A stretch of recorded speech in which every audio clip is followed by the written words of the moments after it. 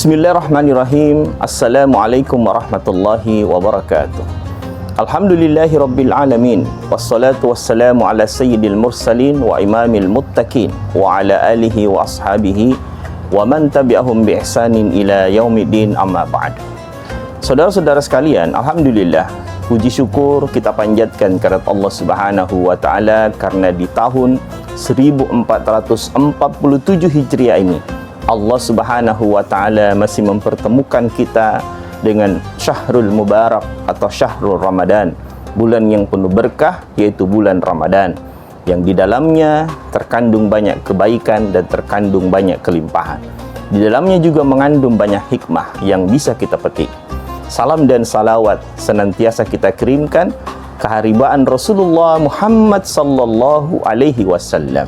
Mudah-mudahan kita diakui sebagai umatnya dengan ikhtiar kita senantiasa ittiba kepada sunnah-sunnah beliau dan memperjuangkan agama yang beliau bawa, serta mudah-mudahan di akhirat nanti beliau memberikan syafaat kepada kita semua.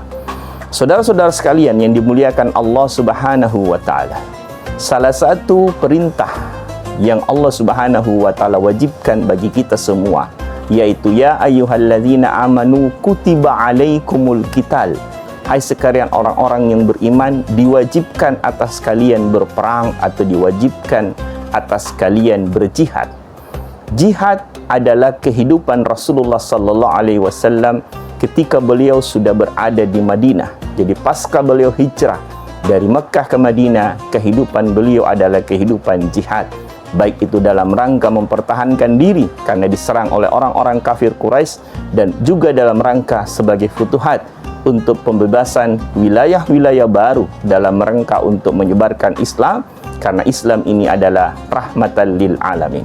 Saudara-saudara yang dimuliakan Allah Subhanahu wa taala, salah satu sumber hikmah yang kita bisa petik untuk membangun semangat jihad dalam diri kita adalah berasal di dalam kehidupan yang pernah dijalani oleh seorang ulama Nusantara yang diberi gelar Tuan Tasalamaka atau biasa dipanggil dengan nama Tuan Tasalamaka, yaitu Syekh Yusuf Al-Makassari. Beliau seorang ulama yang ketika kecil beliau sudah sangat tekun dalam belajar ilmu. Kemudian beliau ke Aceh belajar dan sampai ke Timur Tengah. Beliau belajar di Mekah, beliau belajar ke Suriah, bahkan pernah beliau juga singgah di Turki dalam rangka untuk belajar politik.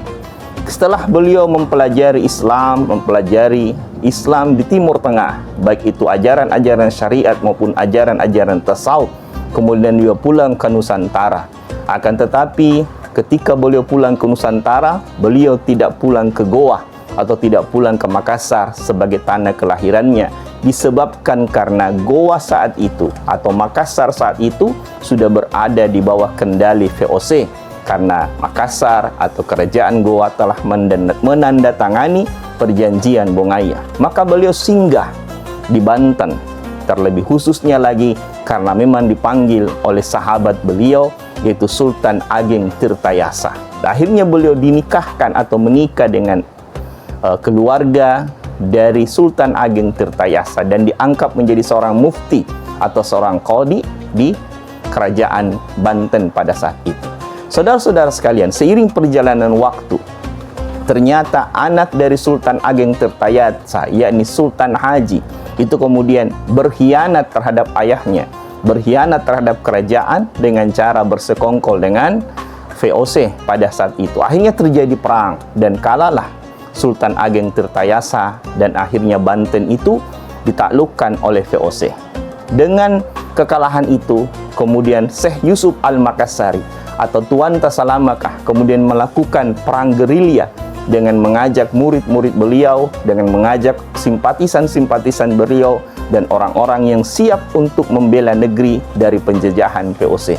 Beliau bergerilya di dalam hutan dengan segala macam keterbatasan, dengan semangat jihad yang tinggi, dan akhirnya dengan pengkhianatan dan jebakan licik yang dilakukan oleh VOC pada saat itu, akhirnya beliau ditangkap, beliau dibuang ke Ceylon, ke Sri Lanka, dan beliau kemudian dibuang juga ke Cape Town, ke Afrika Selatan, dan beliau wafat di Afrika Selatan.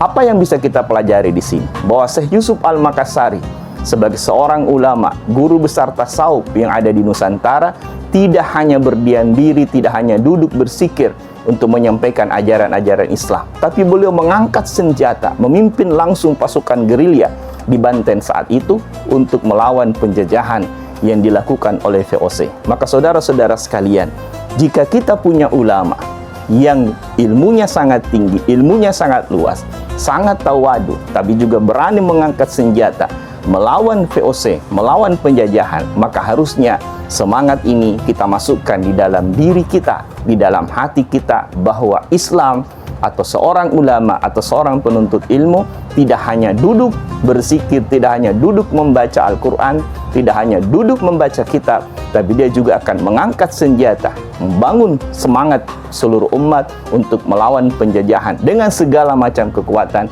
yang kita miliki. Hari ini kita terjajah secara fisik, kita terjajah secara politik, kita terjajah secara ekonomi, maka semua penjajahan itu juga harus dilawan. Wabillahi taufiq wal hidayah. Wassalamualaikum warahmatullahi wabarakatuh.